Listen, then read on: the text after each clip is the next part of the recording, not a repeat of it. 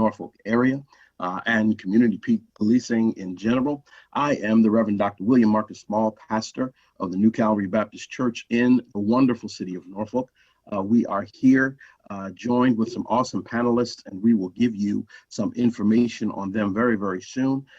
We just want to let you know that there will be time for question and answering period. There'll be time to engage and to ask and present your questions. But we want to first hear from this awesome panelist, this awesome group of panelists, as we share and try to come to some understanding of what it means to operate in community policing and have our police and our community begin to work together. Without question, this has been a very tumultuous time, a very stressful time, and a very strenuous time for those in community and for those who are in the political realm who are trying their best to do their service for our community. And so we want to thank those persons who are working so diligently. We want to thank the offices of Congresswoman Luria and Congressman Floyd for putting this together and sharing with us in this time. And so we are going to continue to move for the next few minutes to just share with one another to see how we can best come together. I want to just share in this moment who is sharing on this panel that we're just so honored to share with today. We have with us, we have Delegate Nancy Guy representing the 83rd District here in the state of Virginia. We have our Norfolk Police Chief, Larry Boone. We're honored to have him sharing with us. We have the Reverend Dr. Keith Ivan Jones. He is the senior pastor of the Shiloh Baptist Church in the city of Norfolk. We have Joe Dillard Jr. He is the president of the Norfolk branch of the NAACP. And so we are sharing with those panelists, and we're grateful for all of you sharing with us today. We look forward to hearing from you and look forward to sharing with you in this rich and engaging dialogue. But first, before we do that, we have some very special people that we would want to acknowledge and recognize today. We are grateful for those public servants who have for a long time shared and had commitment and passion for the citizens of this community. And we want to just give them some time to share. And so we are going to have our Congresswoman, representative of the 2nd District, Congresswoman Luria, is going to share, as well as the representative of the 3rd District in the state of Virginia, Representative Bobby Scott. They're going to share with us now with an update from Washington. So let us hear as they share with us in this moment. Well, thank you, Reverend Small, for kicking us off and for moderating the conversation tonight. And it's great to be here with my colleague and the Dean of our Virginia delegation, Congressman Bobby Scott. We are both proud to represent parts of Norfolk. We split the city between the 2 congressional districts, but we look at the city and all of Hampton Roads as one area and continue to work together very closely on these issues throughout the community. I also want to thank Chief Boone for taking time tonight, as well as Delegate Guy, Mr. Joe Dillard from the NAACP, and Reverend Keith Jones. It's great to have federal, state, local, and the faith community and our community activists and advocacy groups all here joined together to talk about these important issues and the work that we have been doing and the work that we can do and ways that we can continue to improve in these areas. I will turn it over to Congressman Bobby Scott first. He's the chairman of the Education and Labor Committee, to talk a little bit about a Washington update, and then I will, follow on with that as well with some thoughts that I have on my mind. And we will also be hearing from the General Assembly as well as our local and faith and community leaders. Thank you, Elaine, and thank you, Pastor Small, Pastor Jones, Delegate Guy, Joe Dillard, and Chief Boone. And particularly Elaine Luria for bringing us together, having the initiative to put this together. Thank you so much. I don't like to dwell on the problem. I like to talk about the solution. We know what the problem is. Ahmaud Arbery, Breonna Taylor, George Floyd. We hadn't finished protesting George Floyd when Rashad Brooks was shot in the back in the Atlanta area, Jacob Blake. I mean, we know what the problem is. And so the House passed legislation in response to all of this several weeks ago, the George Floyd Justice and Policing Act.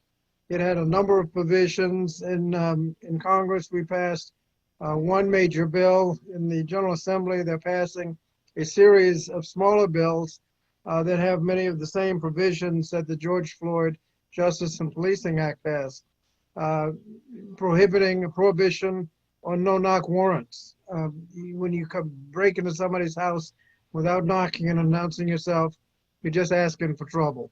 No chokeholds. When you choke somebody to death, there's really no excuse for that. No racial profiling. Police will tell you that when you're racially profiling, that's not even good policing. So those are prohibited in the bill. National standards on things like testing, on things like making sure that training, where you have training on implicit bias and de-escalation, things of that nature, use of force, national standards. Not every sheriff making up his own standards. Collection of data. We have been derelict in not collecting data. I had introduced legislation that passed several years ago that requires the collection of all the deaths in custody.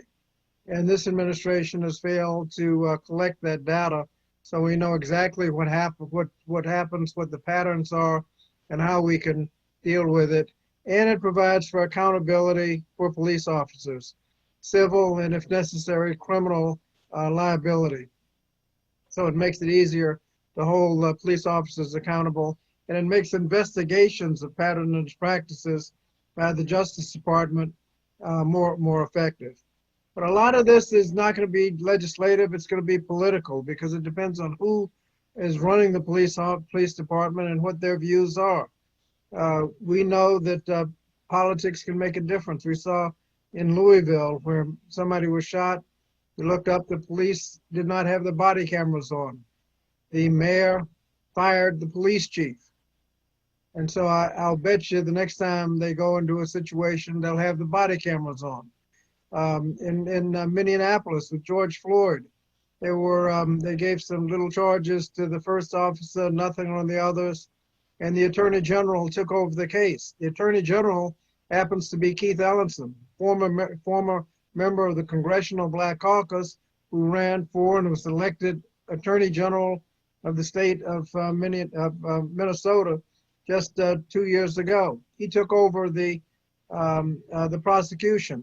Within a couple of days, the charges on the first officer were enhanced and the other 3 officers were arrested. Now just think of what would have happened if his election had gone the other way. And so it's important that we use politics to make sure that the right people are there. The right people will select the police chief. Chief Boone didn't fall out of the sky. He was selected through the political process. And we have a good police chief in Norfolk. When we're having protests, he's more than likely to be out there with us, not against us, but with us, expressing ourselves. Incidentally, that's one of the reasons why it's important to make sure these protests are nonviolent. We can't expect our chiefs of police to come out and protest with us if there's going to be violence. We can form a much better coalition if these are nonviolent protests. And so we need to make sure we use the vote that we'll have starting September 18th with early vote and going through November 3rd, Election Day, to make sure that we elect people up and down the ballot. But there's one thing that I encourage everyone to do, and that particularly our ministers, and that is to identify people that ought to join the police departments. So long as people from the outside are doing the policing, you're going to have problems. It shouldn't be us against them. It should be us and us doing the policing. And to the extent that we have people from the community that grew up in the community, went to high school in the community, and have attachments to the community, not just live in the community, grew up in the community and are attached to the community, you'll have much better policing. And so we have a lot to do. A lot of it is political, but we have passed legislation in the House The Senate doesn't look like they're going to do much to it, so we'll have to wait until after this election, probably to make progress on the federal level. But we're delighted that the State House of Delegates and State Senate look like they're making significant progress dealing with on the legislative side of policing. And so, Elaine, thank you so much for bringing us together, and I look forward to the discussion. Well, thank you, Congressman Scott, Bobby, for giving us the background on the important legislation that we've recently passed in the House of Representatives, the Justice and Policing Act. And I know you and I were both co-sponsors of that legislation, and we will continue to work towards achieving the things that are in that legislation, towards better policing in our communities. And just to add in there as well, because, I know the police chief probably raising some of his eyebrows when there's all these federal things that are being thrown around that would be additional requirements on the force. But it's important as well that from the federal side that we resource these things. And so there was also in this bill quite a bit of resources for grants for police training. And I think that, training and that is one of the key ways to reach these improvements. Also funding for police community relations grants. And also for other funding to implement a lot of the measures that were discussed by Congressman Scott in this bill. So that's an important element of that as well. And Washington will continue to work on those issues.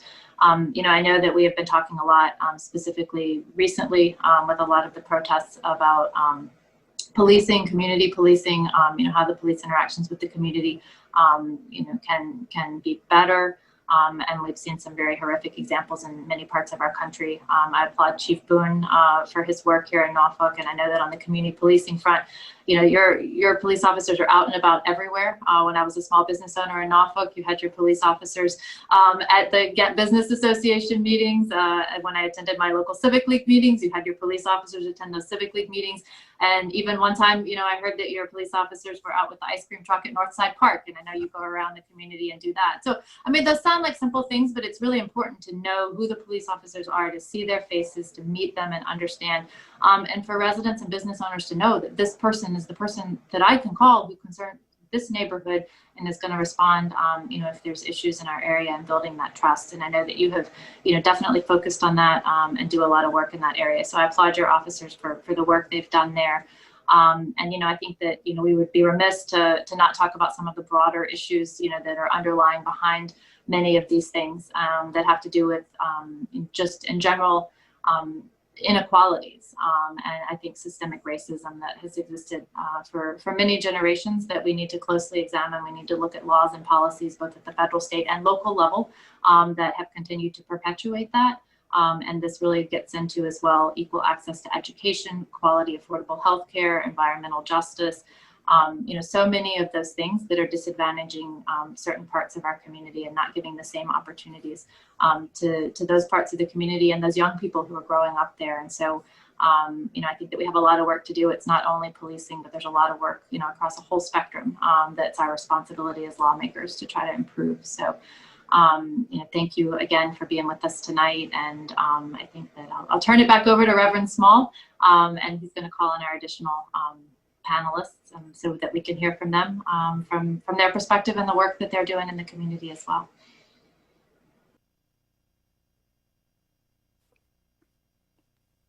All right. Well, we are very, very grateful to have this kind of representation in the halls of Congress and in government that works to diligently correct and readjust the social structures of communities that are facing this particular pandemic and this particular issue. And we want to make sure that we continue to share and work with you, but you also, we're grateful that you have both heard the voices of those who are in these communities and have diligently worked hard to kind of really bring these communities together for healing and for change that's definitely needed.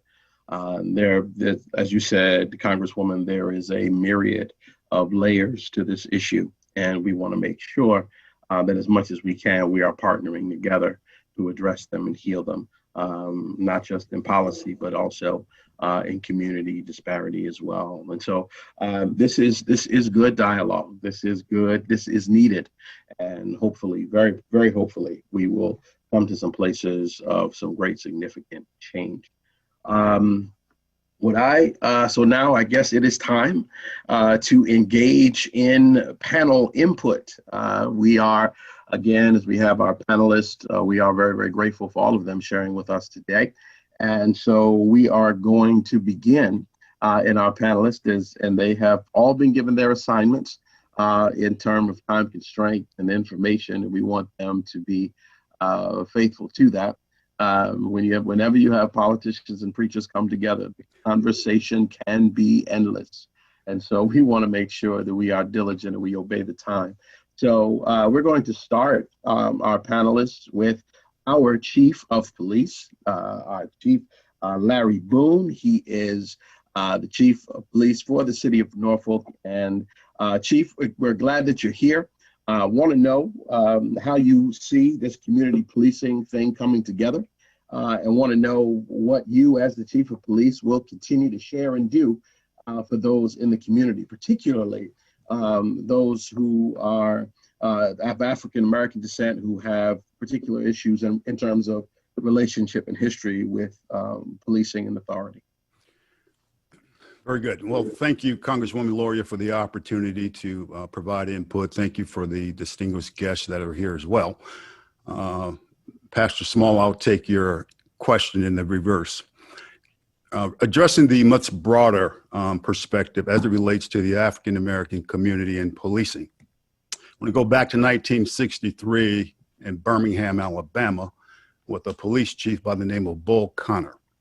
Now, Bull Connor did something for the whole world to see. Bull Connor deployed German Shepherds on African Americans that were defenseless. He deployed water hoses as well, and horses. He did this for the whole world to see. African Americans for years have been complaining about the treatment they have been receiving by law enforcement, but nobody believed them. He did this in front of CBS, ABC, and NBC. When that footage that everyone's so familiar with, that black and white footage, went across the world, it was at that point that civil rights bills were passed. I want to go fast forward some 50-something years, we had the George Floyd incident.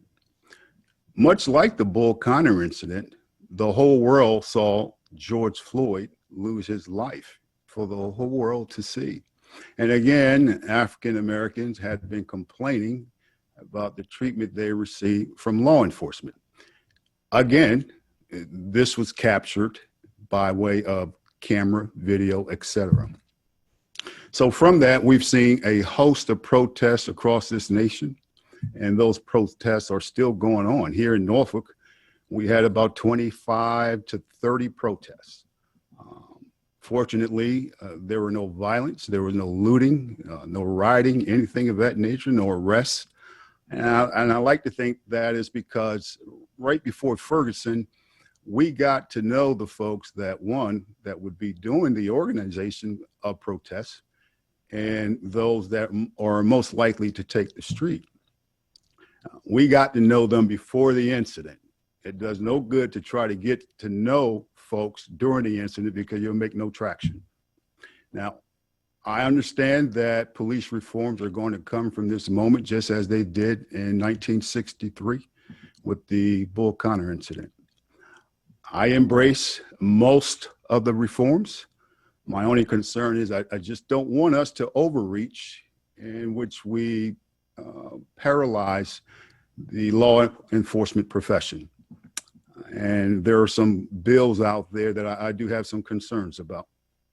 But here in Norfolk, we've worked awfully hard to become the incubator of community outreach. As you know, last month, we were recognized by the International Associations of Chief of Police magazine. That is the magazine of all magazines as it relates to law enforcement. And we were highlighted for our programs and initiatives in our African American communities, what I like to call our communities at opportunity. We don't like to say at risk, because the moment you say that, everybody crosses their arm and go to their corners. We say opportunity because everybody has an opportunity to roll their sleeves up, get involved, and make a difference. This should not just be on the police department. It should be on the media, the church, the school, local government, NAACP, and all. So I'll be happy to address anything that I brought up during this monologue. And thank you again for giving me an opportunity to provide input. Thank you, Chief. We're grateful for your input. I think that's incredibly important when you start talking about reform. There are many folk who do get nervous, and there are very folk who do kind of get uneasy. That word defund brings up a lot of angst. And when we understand it and explore it deeper, we understand what defund means in terms of shifting resources, and not necessarily removing really resources altogether, but where we shift resources and what we need to do in terms of protocol and organization and program. And so we're grateful for you sharing in that moment, and grateful for the input, and grateful very, very sincerely, sir, for your participation and involvement in the community of Norfolk. So we appreciate it.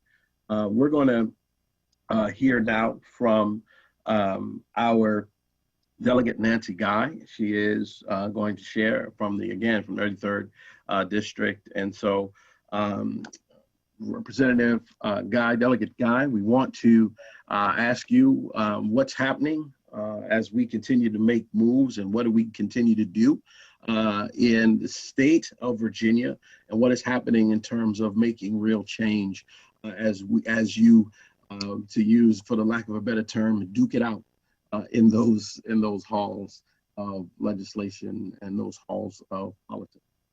Well, thank you, Pastor Small, and thank you, Congresswoman Luria and Congressman Scott, for hosting this event. As most of the viewers probably know, we are in the third week of our special session in Richmond to address both the budget situation, the COVID crisis, and criminal justice and policing reform. We were called into session by Governor Northam, and we're into our third week, and we don't really know how much longer it's going to be. Our colleagues in Washington, D.C. have done a great job of moving forward federal legislation, but as Congressman Scott said, it tends to stall in the other house, at least until we get a few more Democrats in the Senate. So we've been moving boldly forward in Virginia. Some policing issues are, of course, strictly local, but a federal government would supersede those if their legislation ever moves forward. But we've done a lot. We had 3 months of public hearings through the Committee on Public Safety and the Committee on Courts and Justice and the Crime Commission. We also all held town halls. I had a similar one that Congresswoman Luria participated in, and Chief Boone's colleague over here in Virginia Beach participated in. And I want to say something nice about Chief Boone. I told him he was my favorite police chief, and I honestly believe that if every city in America had Chief Boone in charge of their police force, we'd be in a much, much better place in America right now than we are. So what's happening in Richmond? Well, we've made huge progress. First, we've passed a number of bills that deal with police behaviors. We've passed a bill that bans chokeholds. We passed a bill that bans no-knock warrants. We passed a bill that makes a duty for police officers to intervene if they see their partner or another officer participating in use of excessive force. And we've also created a duty to report it once they see it, so they can be criminally liable for not intervening and for not reporting. We've made certain infractions secondary by law to try to scale back what we see as over-policing on certain communities of color. These include infractions like having a burned taillight, having an expired inspection sticker. You can still get a ticket for these things. You can still be stopped, but if you're stopped and you're not doing anything else wrong, you can't get a ticket for these things. And you can't, if somebody's stopped for those alleged things, then they can't use that as a wedge to investigate further to find something else. that would be considered inadmissible evidence. So it's an effort to try to diminish over-policing. In addition, the mere smell of marijuana is no longer considered probable cause to conduct a search. This is because, you know, the use of the possession of small amounts of marijuana under an ounce is now been considered, is now a civil offense, resulting in a $25 ticket and not in a criminal, misdemeanor charge. We have passed a bill that makes what I call the Karen bill, that calling police for specifically racial basis, like the lady in Central Park did, would now be considered a hate crime. We've created more diverse membership on the Commission for Judicial Services. And we passed the bill to create citizen review boards throughout the state. They will now be mandated in every city. But the local governing body is empowered to define the parameters of what they want reviewed. So it can be very narrow and it can be very broad, depending on what a community feels that they need or want. But everybody has to at least have a system in place to implement that if it is necessary. So these are all bills that have passed the House. Now we'll be moving to the Senate.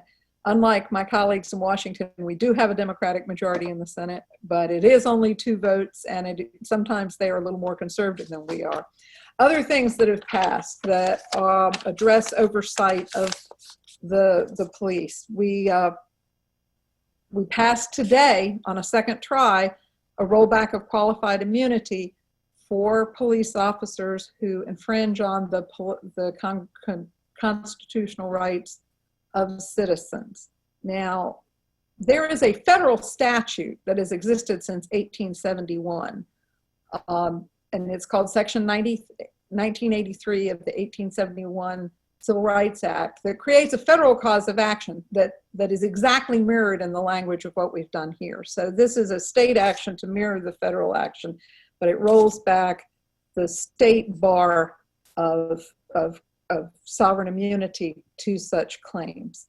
Now, we hear a lot of hysteria that, you know, policemen are going to lose their house, that they can be individually liable. There's nothing saying that they won't be covered by the insurance that's held or the coverage that's held by either their department, or if they have it through their professional organization. And I like to liken it to malpractice insurance. You know, doctors have malpractice insurance. Lawyers like me, we have malpractice insurance. Accountants, engineers, other people have malpractice insurance. This is malpractice against police officers, and it's not just professional people that have that. Teachers also are open to civil lawsuits if they sexually prey on a child, or if they assault a child, or do something similar. And again, they don't have immunity. So there's been a lot of hysteria about this, that it's unsupportive of police. You know, police are an important, critical part of our society and our community structure, but they have literally the power of life and death. And I do not think it is unfair for them to be held to the same standard of malpractice in action that the rest of the world is. So that's where that sits. Again, it's going to the Senate. I don't know what's going to happen to it. We passed the Marcus Alert System, which is named after Marcus David Peters, a Richmond native who was shot to death while running naked in the street of Richmond because of a mental health alert. So what the Marcus Alert System would do is, when a Marcus Alert is declared, a community employed team of mental health professionals would be deployed to assist the police in de-escalating a situation before it becomes violent. We recently saw the tape of what happened in Rochester, New York, where a schizophrenic man was pushed into and died with a bag over his head. And that seems like the exact sort of situation where, if we'd had mental health professionals on the scene, a tragedy could have been avoided. And I think that's probably, Chief Boone can correct me if I'm wrong, one of the most popular with police forces, because they would welcome, I think, that assistance, even though they go through significant de-escalation and mental health training, they're not mental health professionals. And so I think, when people talk about defunding police, that what we're talking about is channeling some resources into helping them in that way. We also today passed on to the third read an Attorney General's empowerment to review police departments that show systemic repetitive issues of either excessive force or systemic racism. So it's another tool in the toolbox to address problem divisions, which candidly, this is a conversation about Norfolk, and Norfolk's not, but we may not always have Chief Boone, and it might be again. So that it's nice to have that. And the last bill that I'll note that we have coming up on second read is the ban of in an effort to demilitarize police, a ban on certain weapons and systems being sold, surplus military equipment. I know the federal government had tried to do that under the Obama administration. It issued an executive order, which has now been repealed. But we don't need tanks. We don't need grenade launchers. There are a lot of things that local police departments don't need to have and shouldn't have to use against other citizens. We did actually put in a specific exclusion on amphibious vehicles, because I learned from Sheriff Joe Barron that here in Virginia, in Norfolk and Virginia Beach, we use them often for hurricane rescue situations and flooding. And of course, even though they're armored, they aren't really offensive weapons to, attack people. So that bill will be moving forward. That bill will be somewhat controversial because it does include some bans on the use of chemical weapons and what are called kinetic projectiles, which are mostly rubber bullets, but are also beanbags and other types of things. I didn't realize this until Dan Helber, who's a colleague of mine, who is a West Point graduate and a former Army major, and knows more about military weapons than anybody I know. The United States is actually a signatory to a international convention against chemical weapons that bans the use of tear gas on the field of battle against terrorists like ISIS or anybody, and a declared enemy of the United States of America. But there's no such ban on using it on the streets of America against our own citizens. So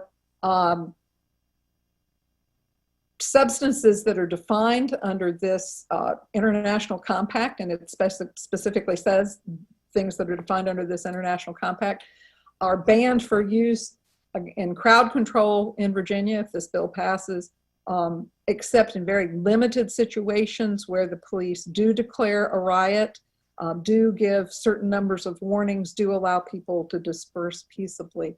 And the same thing for kinetic energy projectiles like rubber bullets cannot be fired discriminately into crowds. I actually read a British study that Delegate Helmer gave me that said that 3% of the people struck by rubber bullets die. So they're not non-lethal, they're just less lethal. So hopefully we'll be making the citizens who are expressing their First Amendment rights in Virginia a little bit more safe on the streets. So that's kind of where we are. Some of this is going to take money, especially the Marcus Alert system and the AG review system, but I think that we're going to find the money for those things. But again, as Congressman Scott said, it all goes back down to how well it's implemented at the street level, and if people believe it. I don't view anything that we've done as anti-police. I view it as just, defining the rules of the system so that everybody knows. And like I said, if everybody had the certifications and training that I've seen in Norfolk, I think a lot of the problems would be diminished. And so this is mostly trying to codify the requirement that people behave that way. So I'll be glad to take any questions later. Absolutely. Well, thank you, Delegate Guy. We appreciate it. You know how you go to a good concert, and when you go, you got all those rock stars, and then they bring a celebrity rock star to share.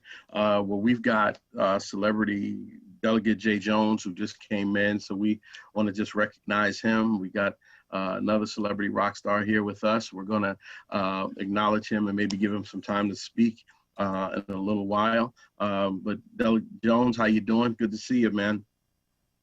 Good evening, Pastor Smalls. Good to see you too, my friend, and Dr. Jones, and Congresswoman Luria, and Congressman Scott, and my colleague Nancy, and Chief Boone, and Joe. This is look, I'm bringing up the rear, and I feel like I'm the least important guy here. You guys just keep on going.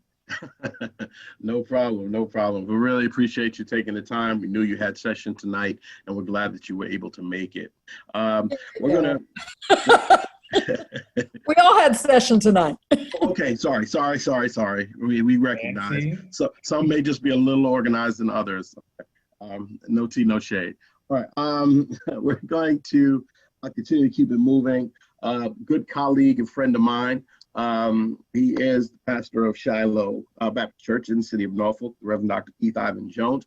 So Dr. Jones, tell us, as you understand from community, I'm going to ask you, sir, to keep in mind the time. We know that you are an African-American preacher and what that means in terms of time, but we're going to ask you to be mindful of that for us, please. So just tell us what your understanding from a grassroots area and from hearing from community as a faith-based individual.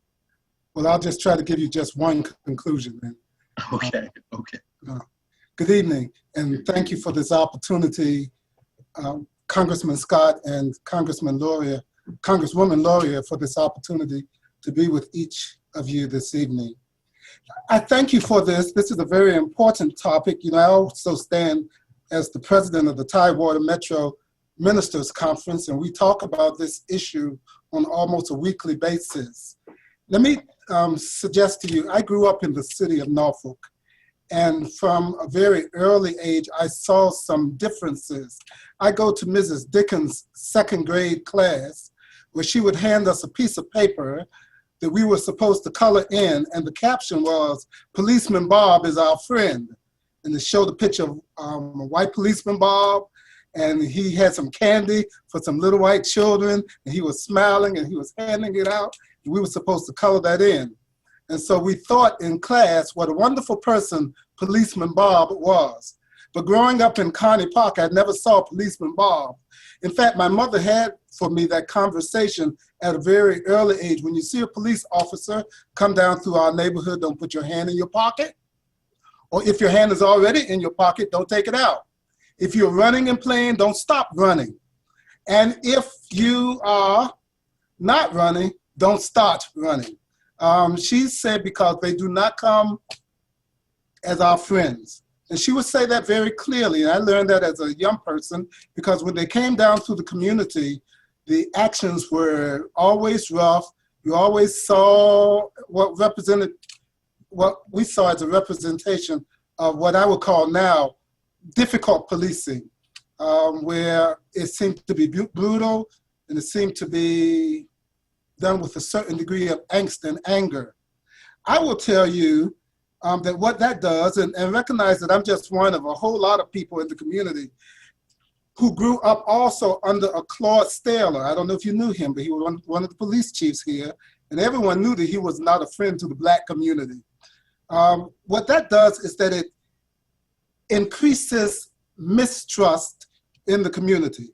And so I admire Chief Boone, because you have a heavy road to toe, because the way that a lot of people respond to the police now is a byproduct of what they saw. You don't have to go to Birmingham 1963. You can go to Claude Staler in the 1970s and to see how police responded, or in the 1990s, how police responded to African Americans as recently as the 1990s. So trust is a function of constancy and consistency.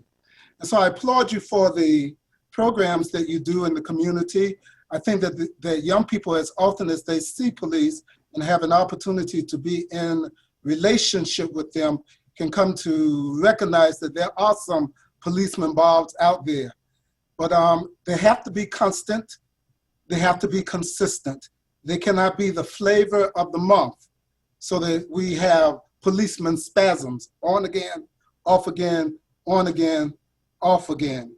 I want to suggest to you that the mistrust breeds difficulty in recruitment, difficulty in response of people who are being policed, and difficulty in terms of reactions to policing, so that the filter through which people see the police may be negative as a consequence of mistrust as opposed to the reality of what they've actually seen.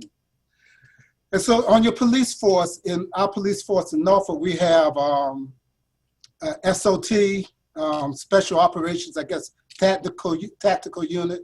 We have shore patrols, people who do the water thing. We have K9 corps. We have, I guess, regular community policing or street policing, I would call them. I want to suggest to you that we ought to be looking at also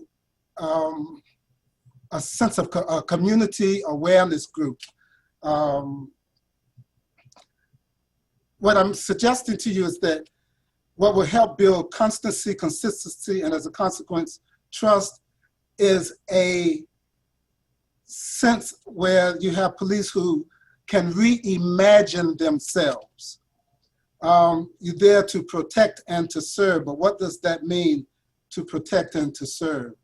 It means to not see people in certain communities as adversaries, but to see them as also people to be protected, sometimes protected from themselves, and served in whatever manner they need service. One of the things that Delegate Guy spoke about was mental health. But there's a wonderful program out there, and I'm not putting it in a plug because I'm a certified instructor, but it's called Mental Health First Aid. It's a very intensive program, and I know that this police department does CIT training, and it does critical incidents training, but mental health first aid training helps police persons identify people who are going through mental health reactions and mental health, maybe what someone might call breakdowns, be able to identify those types of reactions, and as a consequence, get the appropriate intervention to that person, as opposed to seeing every person as a possible violent encounter.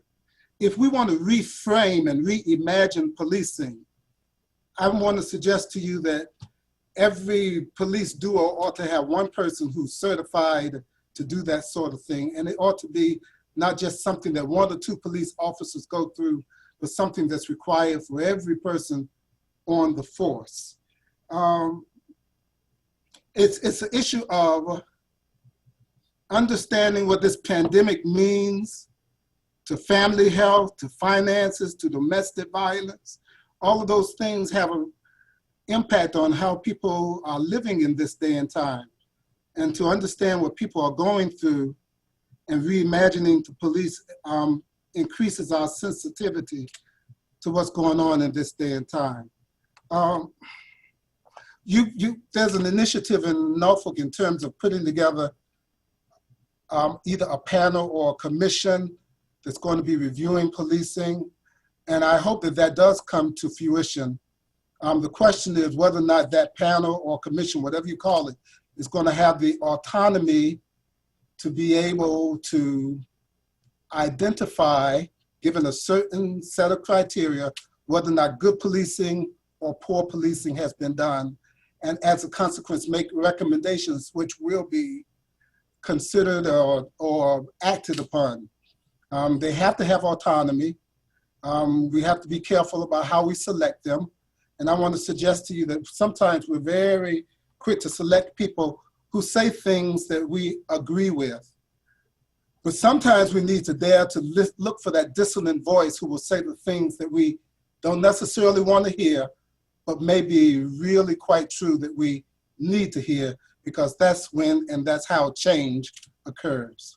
I want to thank you for the opportunity to be here. Was that 5 minutes? It was almost you almost did it. You almost did it, Reverend. But that's okay. That's okay. Okay. That's okay. It's all right. We'll work through it. Thank you. I thank you very much though for the places to make us think and to dig deeper into some places so that we might understand those voices that see things from a different perspective. That is incredibly important. To those, it is not just about policing, but it is also about community building and hearing from those from the community. And that is the assignment to be a clarion call for the voiceless. So we're grateful for that, Dr. Jones. We are going to hear now from Brother Joe Dillard Jr. He's another good friend of mine. He's the president of Norfolk Chapter at NAACP. Brother Dillard, if you would, let us hear from you in terms of this community policing, as you also operate in the grassroots organization and operate in social circles of policy. So tell me how you bring these things together. Definitely. Thank you, Pastor Smalls. And one thing that you said earlier that doesn't apply to me, I'm not a politician nor a preacher, Congresswoman Luria, so I won't even give you 5 minutes. I'm gonna get out your way. But one thing that I learned, that I definitely want to yield some of my time to Delegate Jones. But one thing that I've learned, especially dealing through the years, and I know Pastor Jones had said something about not even having to go back to 1960. And it clicked for me, Pastor Smalls, of if we go back to 2015, when Chief Boone was, I think, at a deputy at the time, we had a Norfolk State student who was bit by a K9 dog. So you don't have to go back 50 years. We can go back 5. And I remember, Pastor Smalls, when I had to come to your church and we sat down and we talked about how the response was going to be. So when we're talking about the 60s, we don't have to go that far in Norfolk. When we talk about police-involved shootings, the NAACP's on the front line, we don't have to go 60 years for that, Pastor Smalls. When Chief Boone became a chief, he was involved, and I know he called me more than he wanted to, and I've called him more than I wanted to when it came to police-involved shootings in 2016. But what I've learned over the years is you can't change people, right, Pastor Smalls? There will be bad apples in every instance. So there will be bad police, but you can change of how you react to something. And I think that's what makes Chief Boone gold in Norfolk, Virginia. And I don't want to try to help him get another job or leave Norfolk, but he's been tried plenty of times where I remember Pastor Smalls in 16, I think it was, Boone, between January 16 and June 16, we had 6 police-involved shootings, Pastor Small. So when you talk about how someone reacts, by the time I'm picking up the phone trying to get in contact with Chief Boone, he's not telling me to leave him alone, but the situation's already being rectified. And that begs to say now, Pastor Smalls, when you have everything going on, Congresswomen and Congressmen, across the nation of unrest, how can a police chief get up when everything's going on and still hold the community accountable for a 1-month-old being shot? That's rare that a police chief can do something like that. And I think it speaks to not, I don't think Norfolk is immune to anything that's going on in the country, but we do have a police chief that reacts and shows you through his leadership of how a chief should lead in these times. And I think now I'm more grateful for him than ever. And we always haven't had this eye-to-eye conversations. I remember there's been times where I went in Boone's office, I'm walking out this front door mad. There's been times where he didn't say pleasantly, faithful, what would you say, Pastor Smalls? Faithful, good communication to me as a community leader. But we worked through that process, and I believe representing the Norfolk NAACP, Pastor Smalls, and I know Delegate Jones is probably going to hint on this as well. I'm different than what's going on in a different city in Virginia Beach. They have different issues. So when I'm talking to Chief Boone, I think he realizes that my comments aren't just, okay, I'm representing Norfolk. It's a greater consistency and greater core of the totality of what's going on with the NAACP. And I can speak for Norfolk as how grateful we are to have Chief Boone, Congressman Bobby Scott, Congressman Elaine Luria, Delegate Guy and Delegate Jones right now leading us. And you guys as faith leaders, Pastor Smalls, who could call their NAACP president and say, hey, man, you know, I got this student from Norfolk State that comes to my church. I need you to come talk to me. Those type of things, Pastor Smalls, that's 5 years in building now. You know, those type of relationships, I think the people that are listening should kind of dial in and understand it's bigger than just us in this webinar. All of us on this call have worked with each other through trying times in the city of Norfolk. And that's why we stand today when Chief Boone says we've had 30 protests with no incident. It was built over time. 4 minutes, Pastor Small. Well, thank you. You don't claim any title, but let me just tell you, you got preacher and politician on you. You got it on you. So thank you very much, Representative Reverend Joe Diller. We appreciate that. So very quickly, as we talk about, as we continue, we're going to move forward. Brother Delegate Day Jones, if we can give you a few minutes, we're going to see how you do this. I need a couple. All right. And look, I think everything that has been said since I've gotten on this call has been dead on, right? Dr. Jones hit it on the head. Nancy gave us a great summary of what we're doing in Richmond. And I think Joe really echoed a lot of what I was going to say, which was we're so lucky in Norfolk that we have a police chief like Larry Boone. And I'm so fearful that another city is going to come scoop him up because of the way that he has led and the example that he has set since he has been our chief. And I've gotten to know him and I have the utmost faith in him. And I've been so proud of what he's been able to do. But I also want people to take a step back because everybody knows that we are in this moment here, not just in Virginia, but across this country, where we are having a reckoning with race, right? In our interactions between Black and white folks and people of color and white folks.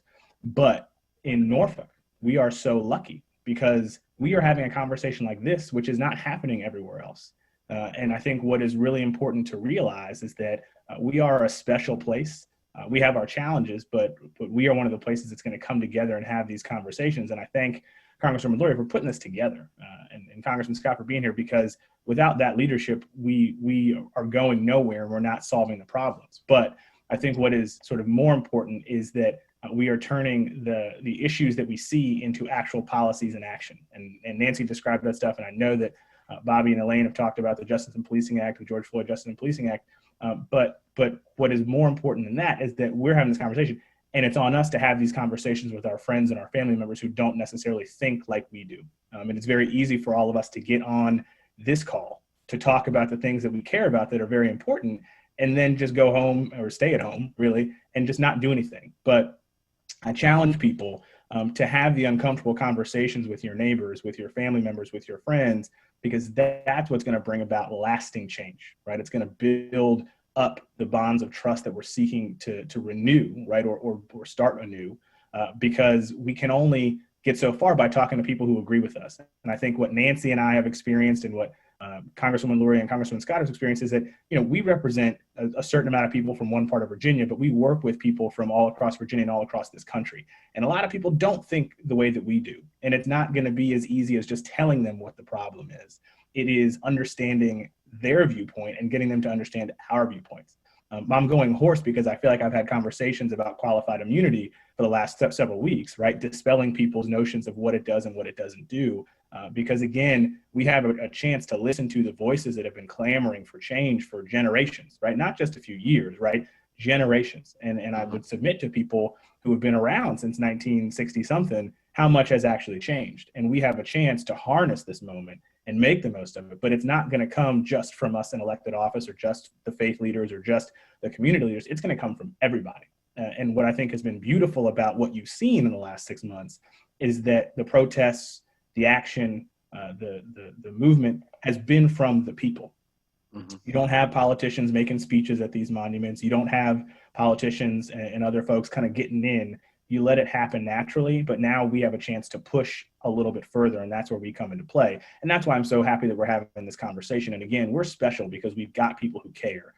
But it's going to take all of us to leave this call, right, to leave this gathering and go have those tough conversations, because that's what's going to imbue folks with a sense of understanding going forward, so that, it's not going to happen tomorrow, but it's going to happen soon enough where people figure out how we need to go forward. And so for that, I thank you guys for the opportunity to join you. I am going to have to leave a little bit early because I do have another one to hop onto, but it's so good to see all of you. And I'm so happy that there are over 100 people on this tonight, because that's what makes the change come, and that's what makes us special. So thank you guys. Thank you very much, Delegate Jones. We appreciate you.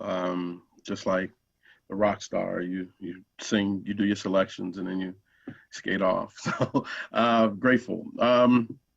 But I hear you. I think that when we talk about grassroots work and when we talk about the stuff that we're doing, we know that all good history has shown in this country that all good movements have started as a result from the people. And so we want to make sure that we keep that going. And I think it's also about, I think it's a testament to the leadership, and I'll say more about that towards the end, but I think it's a testament to the leadership, some of the leadership that we have in the state of Virginia. So now we're going to move to our question and answer period. We want to say to all of you who are sharing on the Zoom, you have been faithful in submitting your questions. And I have been directed to tell you that, as you might imagine, there is no way we can answer all of your questions tonight or even present all of them tonight. But the representatives have agreed that those questions will get answered in a later time if all of those questions do not get met. So what I'm gonna do is I'm just gonna bring up a question, and then we'll just allow the panel to kind of dialogue. And then when you hear me chime in and move to the next question, that means that conversation's over. Okay, we'll move on from there. Okay, so the first question we have tonight from Sarah McClellan is, how do we make sure that police departments focus just as much, if not more, on community policing and de-escalation as they do on self-defense? Maybe that's a place for the Chief Boone to start off, and we can expand from there. But that's a question. Chief, how do we make sure that police departments focus just as much, if not more, on community policing and de-escalation as they do on self-defense? Very good. Well, we got to hold ourselves accountable through training. And, you know, everybody's quick to focus on training. And I'll be the first to say, you know, training will not change your heart.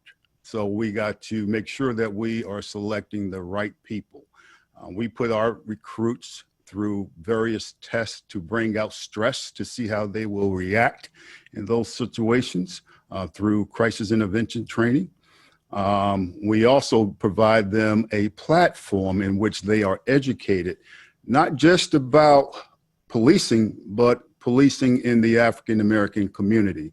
We talk about how the law enforcement profession has been used as agents of social control. We speak about it from a macro level with respect to slave patrol, with respect to the civil rights movement, but we also speak about it at a micro level with respect to the Norfolk 17, right here in our own backyard.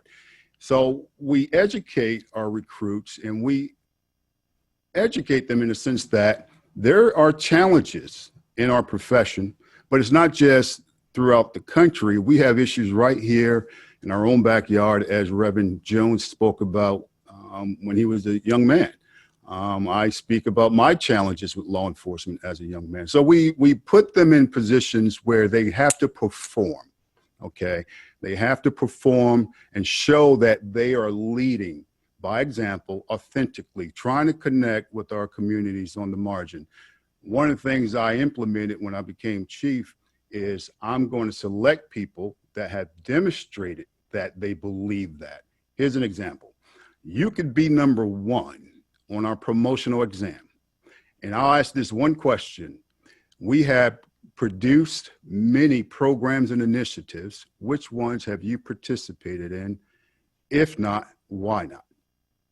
I cannot tell you how many people that were in the number one slot that I passed over because they have not demonstrated their ability to connect with the community. This is real for us, okay?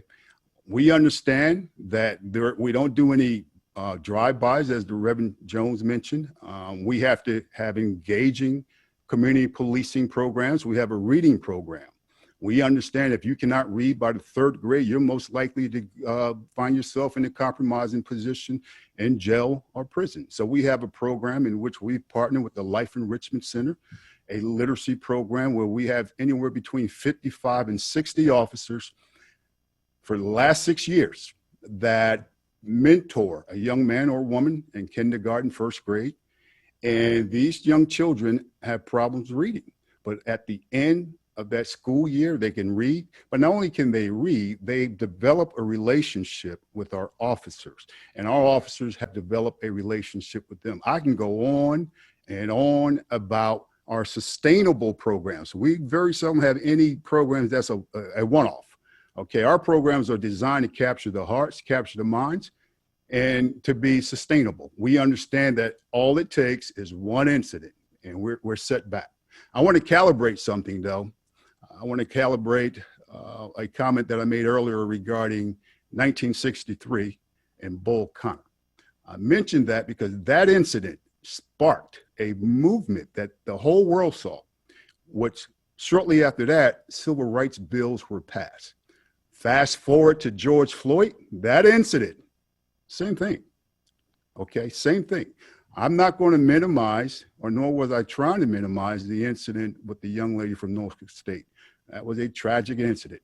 But I'm talking about incident that galvanized people together, all kinds, Black, white, Hispanic, Asians, members of the LGBTQ plus community, to protest. And those protests brought about change. All right. Thank you. Thank you, Chief. Anybody else on the panel have a response to this particular question? Oh, well, Reverend Small, I wanted to jump in really quickly and just ask Chief Boone on that note, you know, during the time of COVID with the children for this first 8-week or 9-week period not being in school, are there any additional challenges you have or additional things your force is having to do to kind of manage that situation of, like, this is an extended summer break that's been going on since, you know, March, and we all know that, you know, it's difficult for families where the parents are having to work, the children are trying to get their school done, and you know, you have this great tutoring program. Are you doing anything different, or is there anything that can be more helpful to help you do more of that good work with the children when they're in this unusual time as far as getting back to school? Yes, ma'am. Thank you for that question. So what we're going to be doing going forward for the new school year, we're going to be doing this, Zooming. And I thank Kevin Turpin and his wife, Wanda Turpin, for managing the process that we're going to be doing this school year. They are the folks that put this program together, and we'll continue ensuring that we are doing our part to impact that prison or that school to prison pipeline positively. So the COVID-19 will not impact that program at all. Now, it has impacted some of our other programs where we are up close and personal, such as our 50 and Fades program. That's a program we have our officers go into African-American barbershops and have real difficult conversation about policing and policing in the African-American community. That was something we started right after Ferguson. And anybody that goes into an African-American barbershop, you know, anything and everything is discussed there. So we have a host of programs that we're going to continue to do, but some of them have been limited or will be impacted due to COVID. With respect to the patrol divisions responding to calls for service, we minimized our footprint really early on. Some calls for service we are not reporting to or responding to, such as minor accidents, things of that nature. But we have allowed our citizens to be able to report larcenies and things of that nature through our website, so that they don't feel as though that they're being left out. And we have a program in which a lot of our citizens want to see a police officer. They demand it, regardless of the type of crime. So what we're going to be doing is putting together a virtual officer. It will be an officer, just like you're able to see me. That citizen will call and have a complaint or a concern. An officer will Zoom up, and they'll have a face-to-face conversation, and that officer will be able to manage the concern of said citizen. Okay. All right. Excellent. I just wanted to applaud you, Chief Boone, for what you are doing. I recognize as a former Army officer the unenviable position that you're put into from the standpoint that every instance is seen as a command climate instance, whether it is or not. And so it's critical that people, I think the phrase we used to use, that people are drinking your Kool-Aid and get the spirit that you're trying your best to communicate within your command. I don't know how you do that. I see that as the real challenge, because it takes just one of your underlings who says, we're not going to pay attention to that. And you become the face of every injustice that an entire community experiences. Yeah. I think that's incredibly important. I think one of the things that the chief mentioned is that training is one thing, but there's something about the heart. We who operate in a particular profession operated out of the book of Romans, where it says there's some things that the law cannot do. That simply you can change a law, but you can't change a heart. And so even in training, there's some things you can't unlearn. Right. And so it forces us to, in a larger conversation, it forces us to deal with the issue of race in terms of what we've been taught and what we've been trained to think before we even get to our particular professions. Right. What kind of conversations are had at our kitchen tables and our dining room tables as communities, and what we say about other people and the stereotypes we reinforce and those kinds of things. That's a very, very real thing, because then when I become a police officer, when I become a lawyer, when I become a physician, when I become a pastor, when I become blah, blah, blah, blah, blah, those things come into play. And particularly if I'm in leadership positions, we can't simply dispel those things. So it's incredibly important to talk about where people come from and how people function in terms of not just their training, but their sense of understanding of other human beings. Second question, as we move along. This question is from Mr. Eric Potter. What can be done to get police out of the social work mental health business, to get the mental health officials to respond to an emergency on an emergency basis, so that police do not have to respond appropriately or cooperatively to those crises? Should funds be shifted? And I think there's been some conversation in regards to that, in regards to what Dr. Jones was talking about. But I'd like to hear from some of the people who work in policy, some of our officials, in regards to this idea. What can be done to get police out of the social work mental health business, and how can we when we talk about defunding the police, this is what we're talking about. This is what it means to move resources to different places to actually accent and to help and empower individuals and communities. So I'd like to hear from you guys. Well, one of the things that one of the things that we found is that the law enforcement is providing much more mental health services in the way of mental health services than they need to.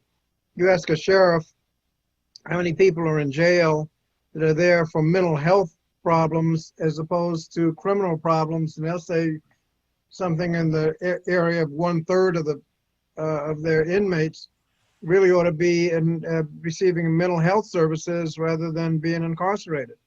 When you have officers being called to a scene for a mental health problem, that's not what they're trained for. And there are some programs that if you can figure out that it's a mental health problem, don't send the police officer out there to begin with, send a mental health officer. I think that may be difficult to figure out when the call is made, but if you're suspicious, having a mental health professional go out with the police officer, so as you can determine what the situation is, the appropriate person can be there. We've had, there've been many situations.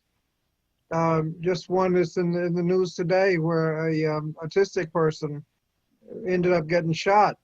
That's not what the police officer does. He's not trained in mental health. And to the extent that we can beef up our mental health budget, more mental health services, more funding for the Community Services Board, the police officers won't be put in this impossible situation. So I just answered a question. Yeah, we should have more money for the Community Services Board, for mental health services. When people end up in the jail, when it's really a mental health problem, there should be alternative placements for them. And when police officers go out in what are really mental health calls rather than law enforcement calls, they should either send a mental health professional, or if you don't know, send both, so that you can ascertain when you get there what the situation actually is. But they're absolutely right. The mental health funding and the use of law enforcement when mental health services really ought to be or more appropriate is a problem, is a nationwide problem. Can I ask this question, then Congressman Scott? When I talk about reimagining the police, I would dare to ask the question, why can't police officers get more intensive training in terms of mental health awareness and response? I think that that should be just as integral to the training as weapons training. I think that there can be some training, but mental health isn't something you can get on a 2-hour seminar. No. I mean, you have people who are trained for years to be able to get it right. I think the chief might want to comment on it, but I think some training is appropriate, but I don't think it replaces the professional mental health, a mental health professional who's had years of training. We train police officers to do other things.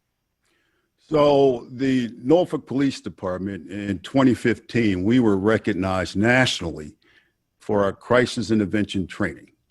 We have over 500 plus officers that have been trained to deal with folks going through mental psychosis. Now, I recognize when you look at the data involving officer-involved shootings, 20 to 25% of those shootings surround individuals that are going through a mental psychosis, which is why I've said maybe 7 weeks ago that if we're going to defund anything, it would be couched in the framework in which Pastor Small characterized it. I have a problem with sending badges and guns to individuals going through a mental psychosis, substance abuse, or homeless. I think we're stretching the law enforcement profession so thin that someone else would be better served in doing just that. But we have a fantastic crisis intervention training program that's been highlighted, as I said previously, nationally, and we're going to continue with that training. But at the same time, we shouldn't be the primary responder in said cases. Yeah. Let me ask the question on that, Chief. When the call comes in, how do you know what it is? Generally, we are alerted. Sometimes, or a lot of times, it's frequent callers. We kind of know in the message in which the officer receives that this is Mr. So-and-so and so. We've responded here multiple times because of X, Y, and Z. And when we know it's a individual that may be going through a mental psychosis, we send our crisis intervention team, 2 officers, to set address to deal with that. But if I could reimagine, to use that word, I would rather it be an officer and someone from the mental health profession responding with the officer at the same time. Okay, thank you. I remember, this is before you, Chief, I remember at Calvary Towers, a facility that my church manages, when Lawrence Fain was, life was expired, who had mental health issues. That was a very real situation that caused people to really reflect on what does this mean in terms of how we train people, how we bring people in to work with, those with mental health issues. As one who does some work at jails, I have, no problem sharing with all of us on this panel that there are plenty of people who are locked up and in jail who their issue is mental health, and it is not crime or criminal nature. Very unfortunately, sometimes their families just don't know what else to do with them. And that speaks to Representative Scott's point. That speaks to a lack of funding in a very, very serious and probably very needed place. And so we want to make sure we take that into consideration as well. Next question comes from Ton Van Team. I hope I'm saying that right, Mr. Team. Chief Boone, you're on the seat tonight, Chief. Will you discuss the pros and cons of releasing the data regarding the use of force incidents involving Norfolk police officers, and state whether this data will be made available for the citizens of Norfolk? Attached to this, how are the Norfolk Police Department's officers' morale? So we are in the process, when I say we, the city manager, myself, and the deputy city manager of public safety, of looking at best practices as it relates to a dashboard where a citizen could go online and take a look at that dashboard and see not necessarily the name of the officer, but perhaps the race and sex of the officer that used force, the location in which force was used, and the type of force, as well as the sex and race of the individual in which the use of force was used on. That's a model that we will be reporting back to City Council sometime this month.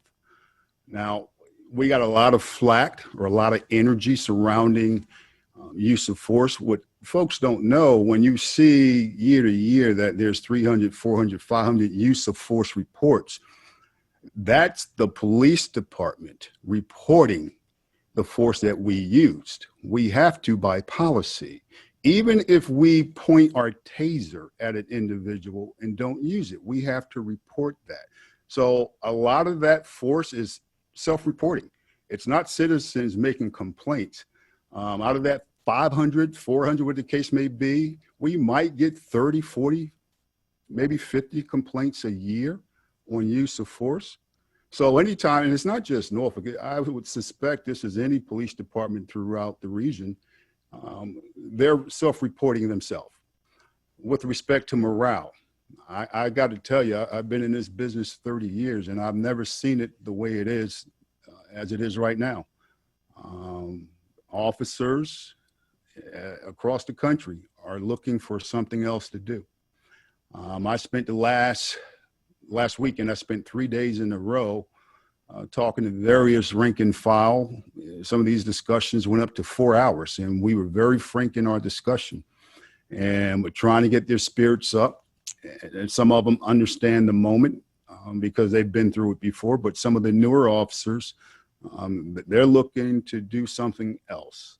And that's the reality of it. I've been through this with Rodney King. I remember this, and there was a transition period where one gets over it. And the same thing with Ferguson. And here we are again. But this has a little more punch to it than those previous incidents. So morale is, it's a challenge. It really is. But as I tell the rank and file, the women and men of this department have done a tremendous job. Absent of everything else, the city of Norfolk right now is looking at a 22% reduction in crime total. So they're still doing the job. They're still doing the job. But, you know, as we manage and work through this police reform, folks, we cannot forget that there's women and men out here that are doing a very difficult job under some very difficult circumstances. And they feel as though nobody has their back. And as long as they do their job, do it with respect to their training and the Constitution, they have my support. Thank you, Chief. I think those in all kinds of professions that help people can find themselves in places of criticism. You know, it happens in politics, it happens in policing, it happens to clergy, it happens to folks who operate in service. And it is one of those things where those persons who were considered, quote unquote, the bad apples can do indeed make it difficult for everyone else in the profession, which brings a certain degree of stress. It brings a certain degree of anxiety with it. And because one of the things that people do who operate in social or in helping professions is they do it because they have a love, most of the time, because they have a love for people and desire to help people and make a contribution to the greater good. And when that gets criticized or attacked, that can be heavy on morale. But I think the assignment for us as community is to make sure that we hold those who do damage to that image accountable, and that we work to protect, again, as we work to protect even the police. We work to protect them from themselves, right? There's some people, there's some individuals who need certain barriers, right? We need certain rules and certain things to do so we can be held to a certain different kind of standard and protected in ourselves. And so I am grateful for those who do the work, but also understand that there is need for adjustment and change and serious dialogue. And we cannot underscore what we're doing without talking about the race thing. And we have to be willing to do that. We have to be honest and open with where we are as a country and talking about what is the original sin of this nature. So listen, I want to thank this awesome panel. I am grateful for everybody who has participated. We're grateful for Delegate Nancy Guy, Delegate Jay Jones, grateful for Chief Larry Boone, grateful for the Reverend Dr. Keith Jones, grateful for Joe Dillard, Reverend Representative Joe Dillard Jr. And we are going to turn this over to our congresspersons, as who we are proud of, and we are grateful that they are representing and sharing with us. So we're going to give Congresswoman Luria and Congressman Robert Scott some time to share and give their final remarks. Well, thank you. I want to thank Elaine for calling us together. Let her have the last word. And thank Chief Boone for all that he's done. I think you've heard that the relationship with the police community and the police is so important. I remember a conversation I had with the chief of police in Indianapolis, who said that I don't remember which event it was, but there are riots going on all over the country in some cities and not others. And he said to have one of these riots, you have to have two elements. You have to have the spark and you have to have the gasoline. The spark is things happen. You can't control that. But the gasoline is a pre-existing bad relationship with the local police. And when you have that and the spark, you have the explosion, and there's nothing you can do during the explosion. But if you have good relationships with the police, when the spark happens, nothing happens because there's no gasoline. That's why when Joe Dillard mentioned the incident with the dog and the co-ed at Norfolk State, nothing happened because everybody knew that the right response would take place. The police handled it. And so there was nothing, we didn't need to protest because it was taken care of. And we have that kind of relationship with some of the police departments in Hampton Roads, obviously not others. And so you have different outcomes. And so I want to thank the chief. I want to thank the city council in Norfolk for making sure that the police are close to the community, and the chief to make sure that the right people, sometimes you have to skip the one that scores the highest on the test, to make sure you've got somebody that's going to be there for the community. And it has paid off. And so, Chief, I want to thank you. I want to thank Elaine for bringing us together, Reverend Jones, Reverend Small, and Delegate Guy, Joe Dillard, Jay Jones, for participating. This has been a very worthwhile conversation. We have to have more of them.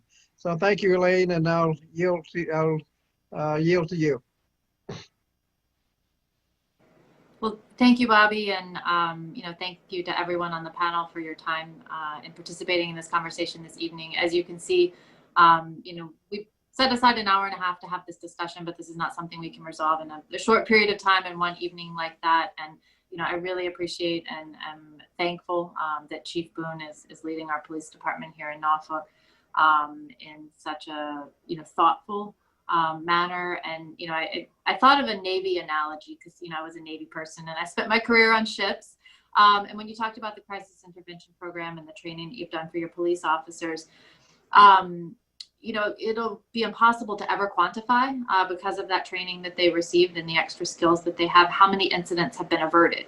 It's like with the ship running aground. The only time it gets reported is when the ship runs aground, or the collision, but there's always near misses where something could have gone wrong, but someone who was properly trained stopped that from happening and kept everyone safe, and, put the ship back on the right course and, kept that collision or that grounding from happening. And so, having that extra training, I think, is very important.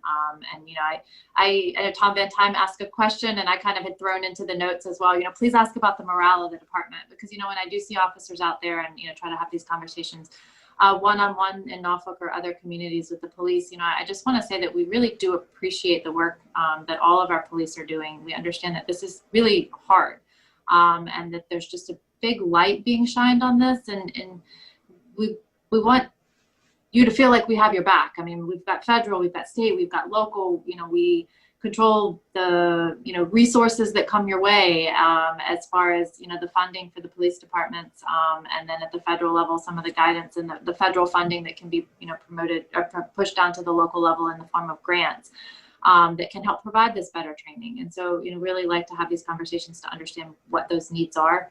And, I hear time and again, everywhere I go, whether it's, go out to the jail and visit with Sheriff Stolley and talk about the mental health issue, or with Veterans Affairs, or in the school system. I mean, the lack of the number of qualified mental health professionals to even fill these types of positions, if we were to expand the number and the scope of those interacting with our law enforcement, is a challenge. And that is an area, beyond just the police force, that we need to focus on, is to the number of, trained and qualified mental health professionals, and how do we get people into that field and that training. And, Chief Boone mentioned at the beginning as well, recruitment, morale is important, because we want people to understand that this is a very important job as members of our communities, to serve the community on the police force, to provide for public safety and to protect the people in our community. And we want the best and the brightest students, from our Norfolk schools and the whole region to want to be you one day, and sit where you sit, Chief Boone, and just thank you again, for what you're doing. And thank you, Reverend Dr. Jones and Pastor Small, for what you do in the community as well.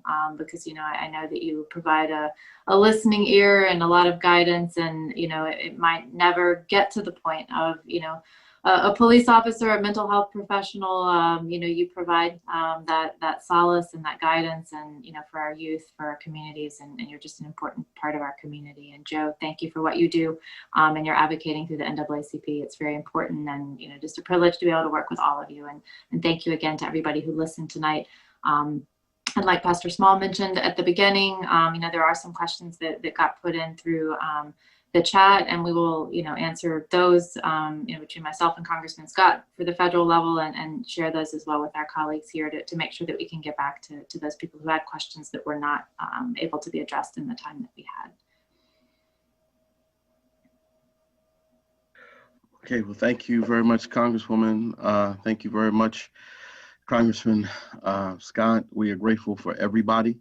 As we make our farewell and bid our farewell, we want to make sure that we understand that as much as we support community, this is about those who are a part of community, and everyone is a part of community. And so we recognize those names, we recognize those people, and we look to honor and remember them. The Breonna Taylors, the George Floyds, Jacob Blakes. Their lives do indeed matter. And so as community, we want to make sure that we are doing the best for all, because everyone is equal in the eyes of the person I work for. So we want to make sure that we operate in that context and do the best that we can. And that's going to mean sacrifice from all sides. So I am grateful for all of those folks. Grateful. Thank you very much, Congresswoman, for your staff and your team for the invitation to do this. And we will continue. This is not just the last moment. We will continue to have conversations, and whenever you need questions answered, we've done that before. Whenever you need questions answered, don't hesitate to reach out, and we will talk and we will engage. Trust me when I tell you, Dr. Jones and I will tell you what we are thinking. And so, but we do it in love. We do it in love. So thank you all very much. We're grateful for your time tonight. It has been mentioned that if your questions were not answered tonight, Congresswoman said that her staff will do their best to get those questions answered to you as quickly as possible. So thank you very much for your patience. Thank you very much for being community tonight. That is important. And so we look to continue to be the best community we can. And that means, again, the inclusion of all lives and the relevancy of all those human beings that matter. So thank you again, everyone. Grateful for your time.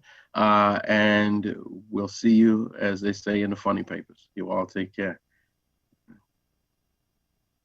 Wakanda forever.